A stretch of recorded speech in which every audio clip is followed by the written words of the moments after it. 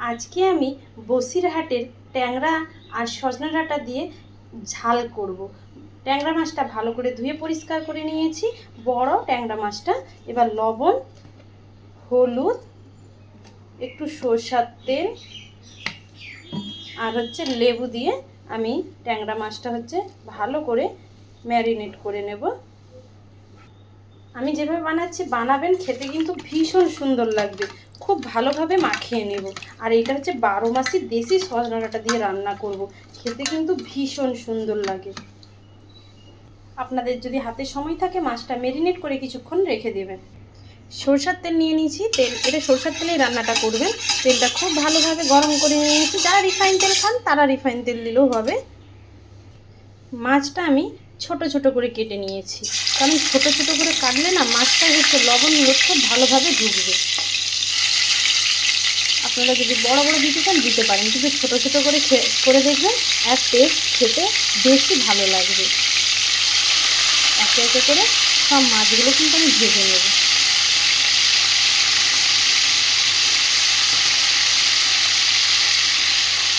আমি কিন্তু সব মাছগুলো এখানে দিয়ে দিচ্ছি। অনেকটা বড় মাছ। এখানে গোটা জিরে নিয়ে নিয়েছি, আদা কুচি, শুকনো লঙ্কা, রসুন, গোটা পেঁয়াজ। এবার সামান্য জল দিয়ে পেস্ট করে নেব। এটা কিন্তু একটু ঝাল ঝাল করবেন, তবেই খেতে ভালো লাগবে। মাছটা আমার ভাজা হয়ে গেছে, এবার মাছটা আমি নামিয়ে নেব। মাছ ভাজাটা নামিয়ে নিয়েছি, সেই তেলেই আলুটা ভেজে নিচ্ছি লবণ হলুদ দিয়ে। একদম কিন্তু মাংসের মতো করেই রান্না করবে, তবেই কিন্তু খেতে ভালো লাগবে। আর ঝাল একদম গামাখা, যেন বেশি ঝোল না হয়। আলুটা লবণ হলুদ দিয়ে ভাজার পর একটু সজনা ডাঁটাটাও হালকা একটু নেড়ে নেব, বেশি নাড়বো না, একটু আমি এটা ভেজে নেব। দিয়ে এটা নামিয়ে নেব একটুক্ষণ নেড়ে। দেখুন সজনা ডাঁটাটাও হালকা নেড়ে নিয়েছে, এবার এটা আমি নামিয়ে নেব।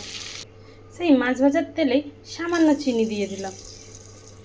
চিনিটা ফুলে উঠেছে, এবার গোটা জিরে, তেজপাতা, শুকনো লঙ্কা দিয়ে দিলাম।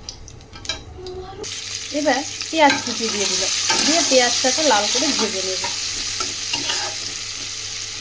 পেঁয়াজ বাটাও দিয়েছি বা পেঁয়াজ কুচি। পেঁয়াজটা দেখুন লাল করে ভাজা হয়ে গেছে। এবার সেই আদা, জিরে, রসুন, পেঁয়াজ, লঙ্কা বেটে রেখেছিলাম সেই বাটা দিয়ে দিলাম। দিয়ে ভালো করে কিন্তু এবার মশলাটা কষাবো। এবার এখানে টমেটোটাও দিয়ে দিলাম, এর সাথে টমেটোটাও কষিয়ে নেব। মশলাটা দেখুন খুব ভালোভাবে ভাজা হয়ে গেছে বা কষানো হয়ে গেছে। এবার হলুদ লবণ একটু দিয়ে দিয়েছি। এবার হলুদটা দেওয়ার পর একটু জল দিলাম সামান্য, দিয়ে মশলাটা আবার ভালোভাবে কষাবো।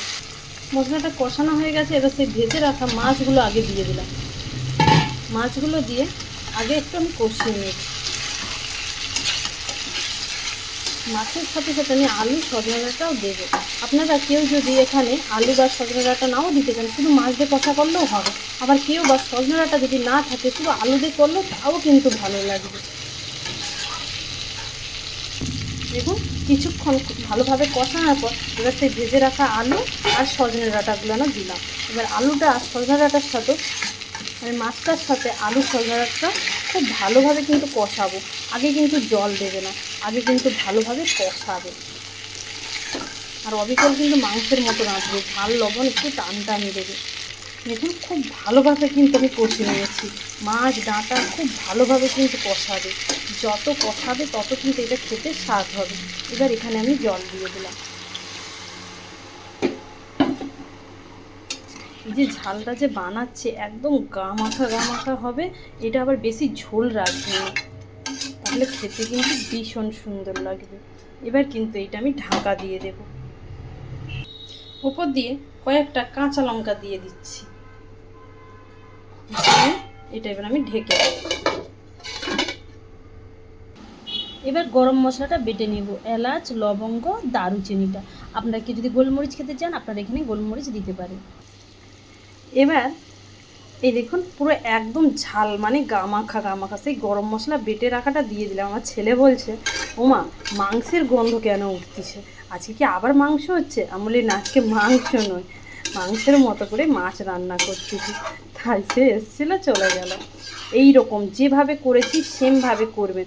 আর লেবু দেওয়া আছে, দেখুন মাছটা এতটা একদম গোটা গোটা আছে, একটুও কিন্তু ভাঙেনি। এটা মিশিয়ে দিয়েছি। এবার কিছুক্ষণ পরে এটাকে আমি নামিয়ে নেব। দেখুন আমার ট্যাংরা মাছ দিয়ে দেশি সজনে ডাঁটার ঝালটা কতটা লোভনীয় হয়েছে।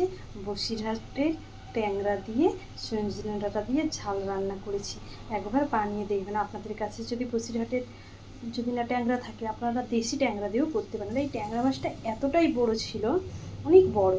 আপনারা সবাই ভালো থাকবেন, সুস্থ থাকবেন। আর আমার রেসিপি যদি ভালো লেগে থাকে আপনারা সবাই ভালোবাসা দিবেন, আর সবাই কিন্তু সাবধানে থাকবেন। নমস্কার।